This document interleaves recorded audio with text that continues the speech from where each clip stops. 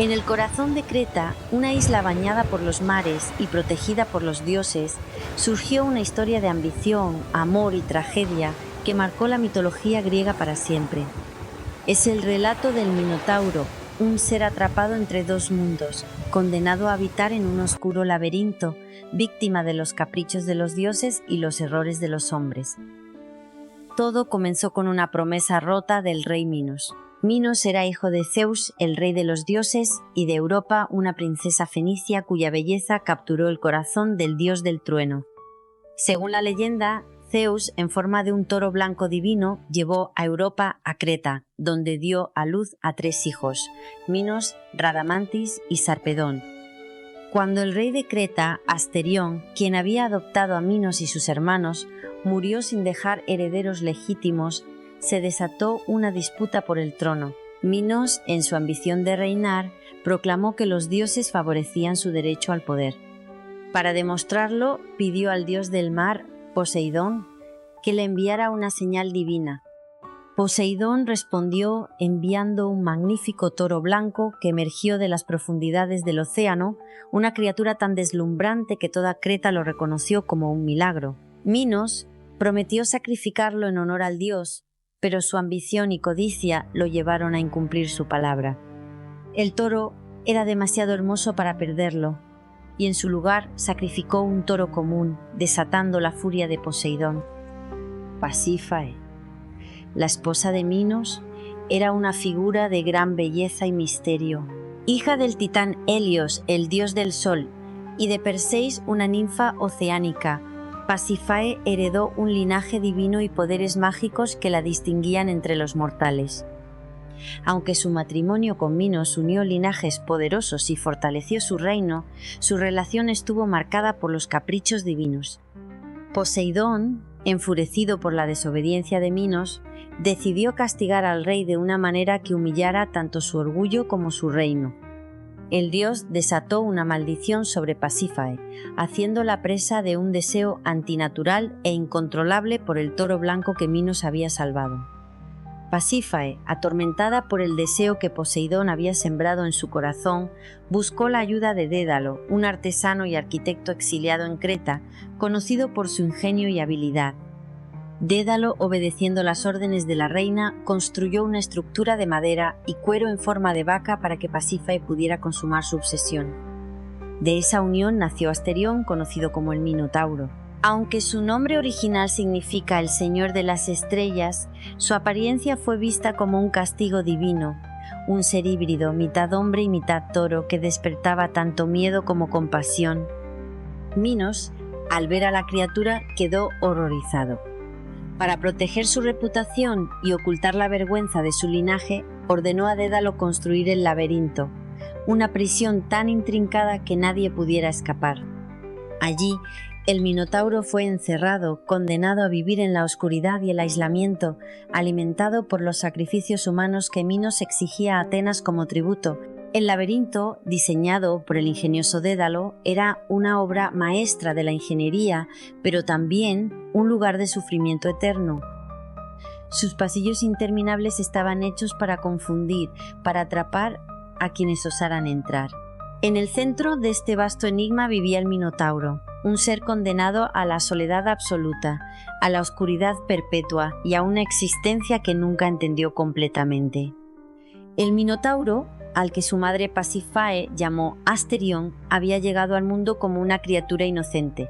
Sin embargo, desde su nacimiento fue rechazado y temido. Su padre adoptivo, el rey Minos, lo vio como un recordatorio viviente de la vergüenza y el desafío de los dioses. La orden de encerrarlo en el laberinto fue tan práctica como simbólica, ocultarlo del mundo y, en consecuencia, negar su propia responsabilidad en su existencia. La condena del Minotauro no solo era la soledad, sino también el hambre insaciable que marcaba su existencia. Su dieta, compuesta inicialmente de animales, pronto se transformó en algo mucho más oscuro. Como parte de un tratado humillante tras una derrota ateniense, Minos exigió que cada año se enviaran 7 jóvenes y 7 doncellas como sacrificio para apaciguar a la bestia. Los días previos a los sacrificios eran de inquietud en Creta, pero para el Minotauro el hambre se transformaba en un tormento físico y mental.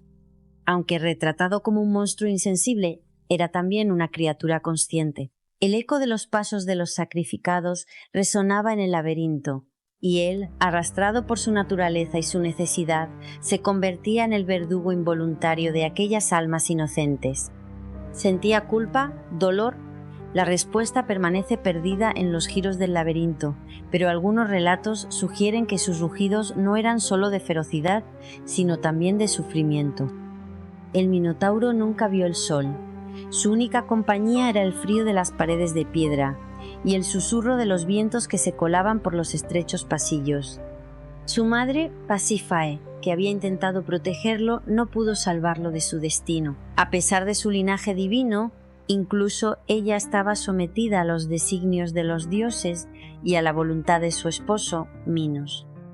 La vida en el laberinto era un ciclo interminable de hambre, soledad y caos. Sin nadie que le enseñara, que lo guiara, el Minotauro vivió como un ser primitivo, pero con un alma que quizás anhelaba algo más.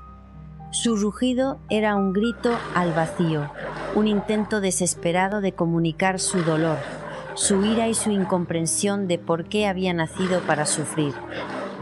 Atenas, humillada por Creta tras su derrota en una guerra, debía enviar cada año 7 jóvenes y 7 doncellas como tributo al rey Minos, destinados a convertirse en alimento para el Minotauro en el intrincado laberinto.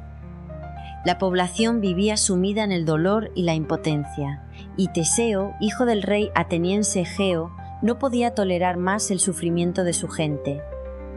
Decidido a poner fin al cruel tributo, Teseo se ofreció como uno de los 14 jóvenes destinados al sacrificio. Consciente del peligro que enfrentaba, juró a su padre que si sobrevivía, cambiaría las velas negras del barco por blancas al regresar, como señal de su triunfo. En el puerto de Creta, los jóvenes atenienses fueron recibidos con la fría mirada de Minos y su corte. Entre los presentes estaba Ariadna, la hija del rey. Al cruzar su mirada con Teseo, quedó cautivada por su valentía y determinación. Esa misma noche Ariadna, movida por el amor y la compasión, decidió ayudarlo a vencer al Minotauro y escapar del laberinto. Guiada por Dédalo, el arquitecto que diseñó el intrincado laberinto, Ariadna le entregó a Teseo un ovillo de hilo mágico, conocido como el hilo de Ariadna. Con este podría marcar su camino y encontrar la salida después de enfrentarse a la bestia. «Prométeme que volverás a mí», le pidió Ariadna, con una mezcla de esperanza y temor. Teseo asintió, consciente de que su vida y la de los demás dependían de su éxito. Al amanecer, Teseo y los otros jóvenes fueron conducidos a la entrada del laberinto.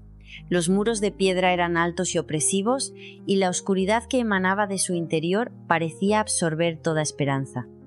Teseo, con el ovillo de hilo en la mano, respiró profundamente y entró, dejando que el eco de sus pasos resonara en los pasillos interminables. Dentro del laberinto el aire era pesado, y el silencio estaba roto solo por los rugidos distantes del Minotauro, que parecían acercarse con cada paso. Teseo ató un extremo del hilo a la entrada y avanzó con cautela, marcando su camino mientras el sudor frío recorría su espalda. Finalmente, Teseo llegó al centro del laberinto, donde el Minotauro esperaba. La criatura, una mezcla de fuerza bruta y furia contenida, era imponente. Su cuerpo musculoso estaba cubierto de cicatrices, testigos de su vida llena de sufrimiento, y sus ojos brillaban con una mezcla de rabia y desesperación. El enfrentamiento fue feroz.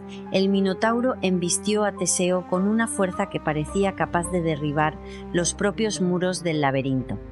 El joven príncipe esquivó por poco, utilizando su agilidad y su ingenio para evitar los ataques de la bestia. Con cada movimiento, el rugido del Minotauro llenaba el espacio, un sonido que era tanto un grito de ira como un lamento de su trágica existencia. Teseo, armado con una espada afilada que había escondido en su ropa, encontró un momento de oportunidad. Mientras el Minotauro se lanzaba nuevamente hacia él, Teseo giró con rapidez y hundió la espada en el pecho de la criatura. El rugido final del Minotauro resonó como un eco eterno, un lamento que parecía llenarse de tristeza más que de furia. El Minotauro yacía inmóvil en el suelo. Teseo, agotado y cubierto de sudor y sangre, miró el cuerpo de la criatura con una mezcla de alivio y pesar. Había vencido, pero el precio de esa victoria pesaba en su corazón. Guiado por el hilo de Ariadna, Teseo regresó a la entrada del laberinto, donde los otros jóvenes esperaban, incrédulos de que el héroe hubiera logrado lo imposible. Juntos escaparon al puerto, donde Ariadna los aguardaba ansiosa. Aunque Teseo había prometido llevar a Ariadna consigo, los dioses tenían otros planes. Durante el viaje de regreso, en la isla de Naxos, Teseo abandonó a Ariadna mientras dormía. Algunas versiones sugieren que lo hizo por orden de los dioses, otras que fue su propia decisión, guiada por el peso de sus responsabilidades como futuro rey de Atenas. Ariadna, devastada, más tarde encontraría consuelo en el dios Dionisio, quien la convertiría en su esposa y la elevaría al estatus de diosa.